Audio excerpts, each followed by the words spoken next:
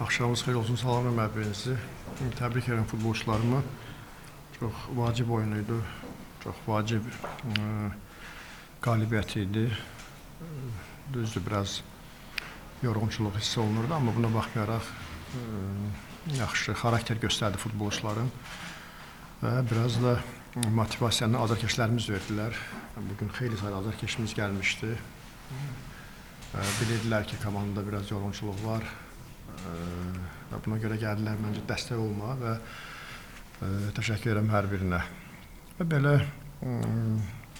yaxşı, bərk komandaya qarşı oynayırdıq və çox özünə xas oyun tərzi olan bir komandaya qarşı oynayırdıq. Buna görə biraz belə oyunlarda oyunu tam ələ almaq heç də asan deyil. Hər pauza, hər cərimə zərbəsi rəqibin üstünlüyü deməkdir.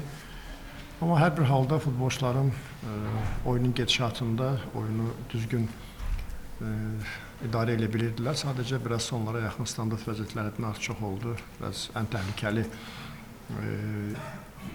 hücumları da elə standart vəziyyətlərdəndir. Hər bir halda qol buraxmamaq üçün çox acı çəkdilər və əlbəttə qalib gəlmək üçün çox yoruldular. Buyurun, suallara keçə bilərik. Buyurun. Müəllimlərin nasıl təbrik edirəm. Adətən səfərlərdən sonra ikinci heyətə baxırsınız, ikinci heyətə əsas üstünlük verəcəyinizi görürük oyunlarda.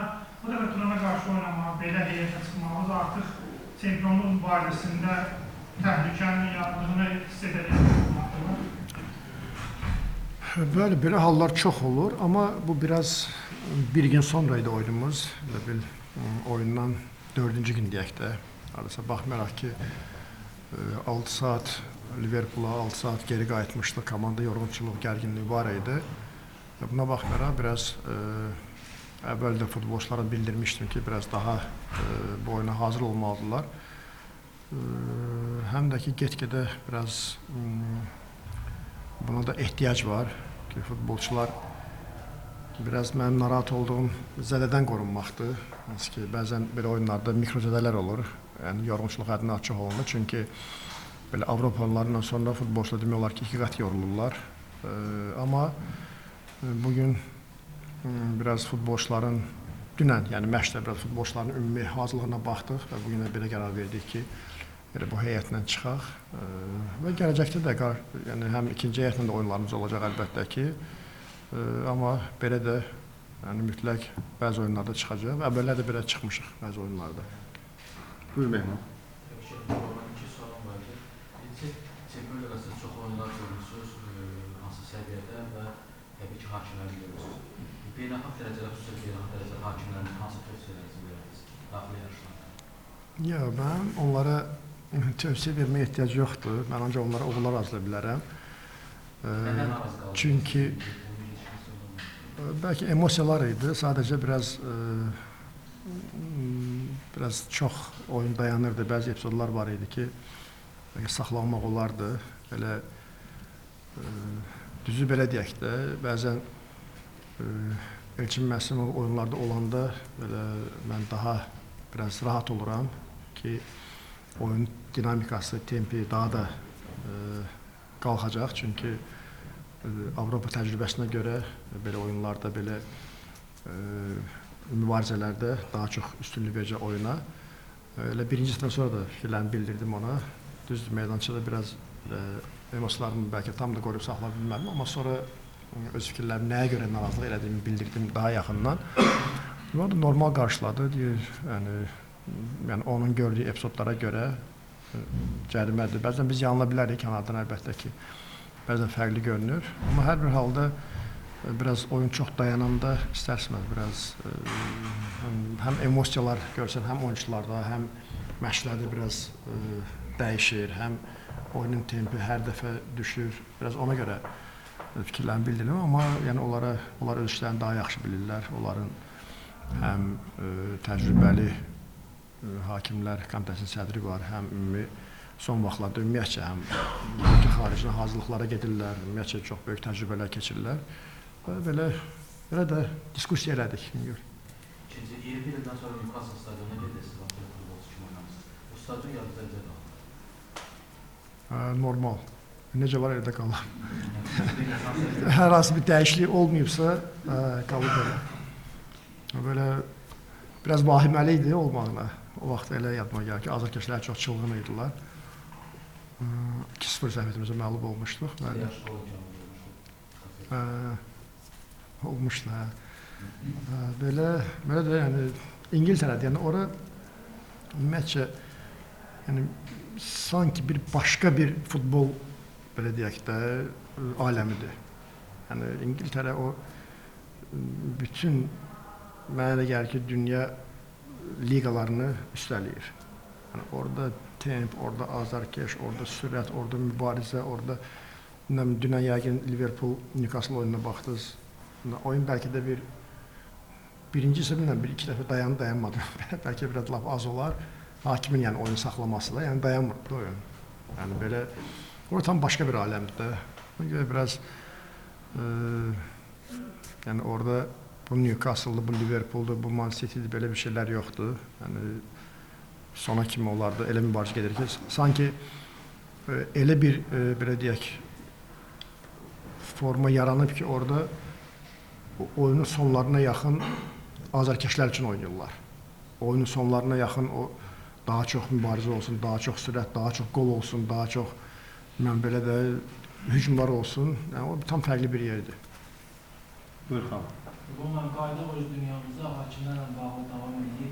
Konkret epizodlar üzərindən danışası olsaq, yaxınlığımızda İbrahim Baci ilə bağlı bir epizod oldu. Qırmızı vərəqə şübhəsi yarandı və qol epizodunda offside şübhəsi. Konkret bir epizod üzərindən danışası olsaq, bu iki epizod üzərindən baxmısınız ümumiyyətlə? Yox, qol qırmızıya yəni ehtiyac yoxdur. Yəni mən yenə deyirəm ki, ümumiyyətcə qırmızı yəni mən istəmərəm ki, belə də bəsit qırmızı verilsin. Yəni futbol emosiya oyunudur. Orada mübarizə olacaq, orada biraz qıcıqlanacaqlar da, yəni bu biz elə bil yəni o epizodlar azarkeş üçün daha belə həvəs verir də. Yəni ona görə kontakt oyununda belə hallar olacaq, o 1-2-3 saniyə görsən biraz emosiyalarını qoruyub saxlaya bilmirsən və %100 olsa versinlər.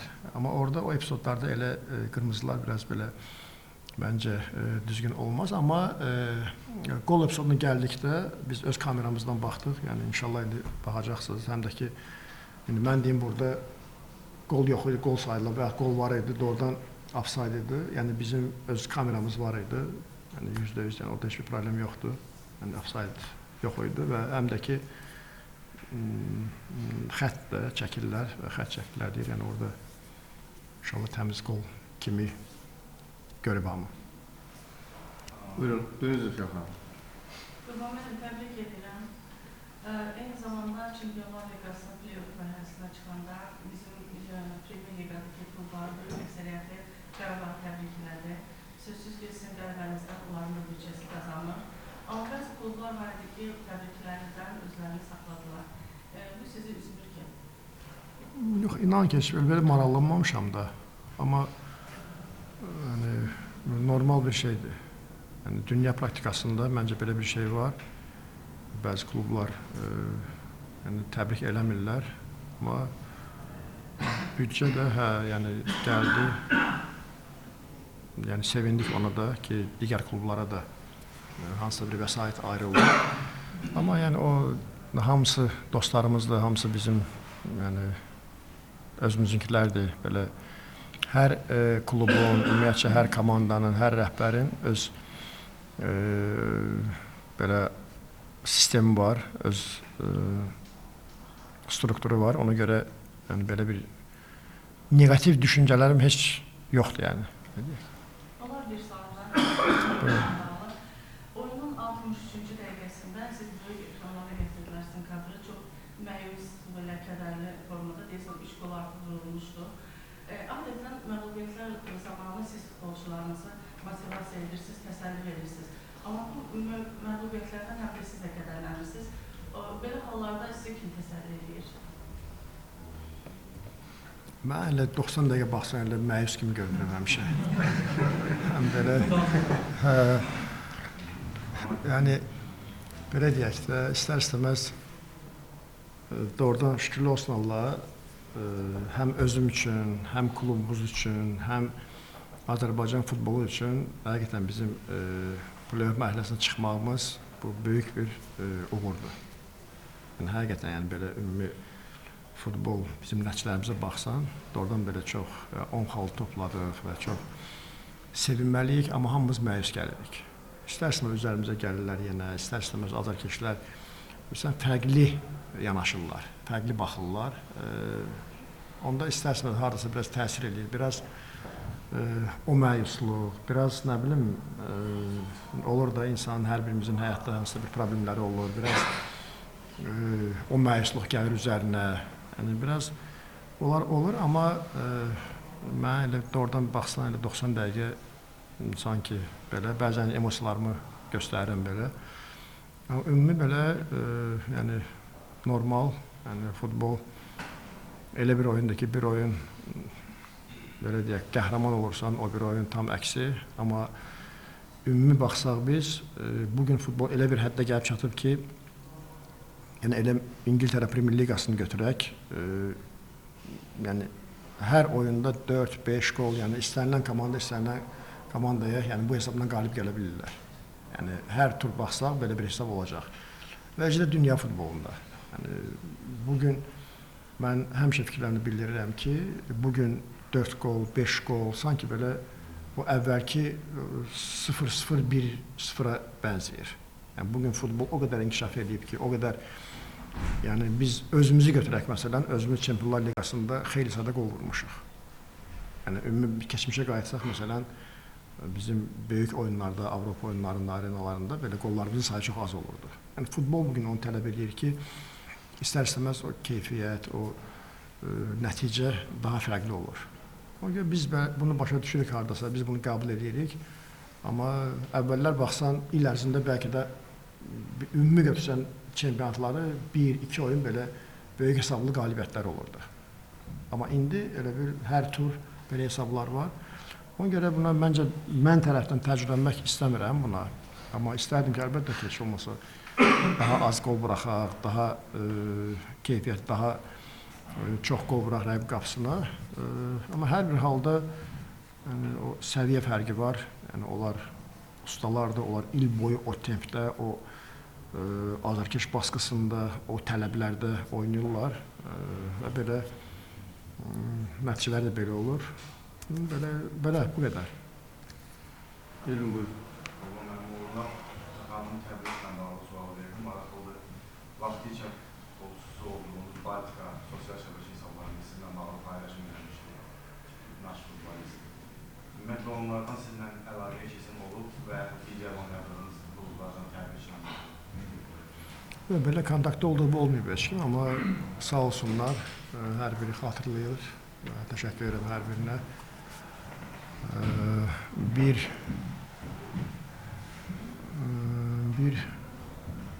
Bir Sömin, hansı ki, hörmətli Sömin, bizim Yuri Sömin, görüntülü danışdı, görüntülü təbrik elədi, sağ olsun. Belə başqa belə telefondan kontaktda olduğum olmadı. İkinci sualım ondan ibarət idi. Sabahın bu davamlı yüksəlişi sizin şəxsinizdə, komandada bir həyəcan yaradır ki, nəhayət bizim çempionluq tilsimində biraz azalır. Yox, həyəcan dedikdə var. Yəni o narahatçılıq həmişə olur. Əgər biz də qarşımıza belə bir məqsəd qoymuşuqsa və bu cür rəqib gəlirsə və özdə yaxşı oyunla, yaxşı nəsə əldə edirsə, bir tərəfdən bəli, bir klub olaraq narahatçılığımız var, amma digər tərəfdən sevindiricidir ki, mübarizə daha da gərginləşir, mübarizə daha da çoxalır. Bu idmandır, idmanda bir gün udursan, bir gün məğlub olursan və yaxud bir il, 2 il çempion olursan, bir il, 2 il titulu itirirsən, bu dünya praktikasında belədir. Sadəcə biz yəni o hisslərlə işimizə yanaşmalı deyilik. Yəni o ki, bu sabah gəlir, biz həyəcanlı olaq, biz belə. Yox, əksinə daha da necə işimizi biz özümüz düzgün görürüksə, onun üzərində getmək lazımdır. Buyurun. Qarabağın və Newcastle-la Everton oynamanın arasında çempionat maçınız var. Bu oyunun təxirə düşməsi üçün müraciət edəcəksiniz. Planda var. Var planda. İnşallah indi elə bu oyunu da gözləyirdik. Biraz belki qarşıdakı günlərdə ola bilər müraciət eləyək. Çünki məsafə 6 gündür. İndi səfərə çıxasıyıq. Əgər 7 gün olsaydı bəlkə daha fərqli yanaşardıq. Belə bir proqramımıza baxacağıq yenə. Əgər uyğun görsək, yəni bu addım atmağı istəyirik. Ana. Bugün mənim Newcastle oyundan əvvəl Şamaxıya və Qubiyə səfərlərimiz var. Burada da meydançalarda bizə də almaq ehtimalı yüksək olan meydançalar. Bununla bağlı narahatçılığınız yaxud əsas heyəti qorumaq kimi belə planlarınız var mı? Çox narahatam. Mən belə bir oyundan qabaq, bəli, tam 3 oyunumuz var. Bunlardan ikisi Şamaxıda, Kubok və çempionat oyunumuz. Və bir oyunda Qubada, İmişli ilə. Yəni, əgər İmişlidə də hansısa bir hava şəraiti biraz fərqli olsa, məç orada oynamaq çox çətindir. Və neçə futbolçu o meydançada zədə alıb, hansı ki, meydançanın ağırlığından. Yəni, yaxşı bir hazırlıq kimi görünmür. Belə çox istərdim ki, ən azından belə bir stadionda 3 oyunda oynamağa, hansı ki, ot örtüyündə, hansı ki, belə işıq şəraitində ki, orada daha yaxın olmağa. Mən narahatam, düzün desəm narahatam, amma qarşıdakı günlərdə hansısa bir rotasiyanı bəlkə edəcək, amma bizim ümumiyyətcə, yəni daha çox oynamağa, daha çox oyun təcrübəsinə, futbolçuların daha çox bir yerdə olmasına ehtiyacımız var. Lazım olsa hansı bir hisslərə gedəcəyik. Ülkənin. Sualım iki hissədən ibarət olacaq. Transferlərlə bağlı soruşacağım. Komandanın 3 dənə oyuncu sifariş eləmək imkanı var Çempionlar Liqasına. Bizim sualım ki, yeni bir futbolçunun Jeremy Gvardiol'in bu gün gələcəyi söylənir. Belə bir transfer sürməsi var, yoxsa? Bir də əgər o birisi 2 nəfər şansında o Kaydi və Rami Şeydərin olacağını deyə bilərikmi? Oyunçunla bağlı var belə bir şey. Gəlməlidir Bakıya. Düzü, rəhbərliklə tam danışmadım, hansı səviyyədə qalıb danışıq. Amma qaldı ki, Kadinin, bəli, Ramil Şeydayevin baxacaq, hansı xəttdə daha çox oyuncu lazım olacaq. Onu mütləq etməliyik. 3 oyuncu olsa da bizim boş yerimiz yoxdur. Biz hansı oyuncuları çıxarmalıyıq orada. Əlavə eləmək üçün. Çünki orada limit var, hansı ki, həm öz yetirməmiz, həm federasiya yetirməsi. Biz onları çıxarsaq da onların yerini bir oyuncu sala bilmirik. Çünki keçən də belə bir hal olmuşdu. Hansı futbolçu salmamışdım? Cica salınmamışdı. Çünki kimisə çıxarmalıydım. Yəni bizim öz yerli futbolçularımızı çıxara bilmirdim. Çünki o hansı ki limit məsələsinə görə. İndi yenə də fikirlər götür-qoy eləyəcəyik. Belə hələ qarşıda bizim bir 3 günümüz var. Ayın 5-nə kimi deyəsən, 5-i axşam gecəyə kimi. Ona kimi vaxtımız var, hansı bir qərarı verəcəyik inşallah. Buyurun.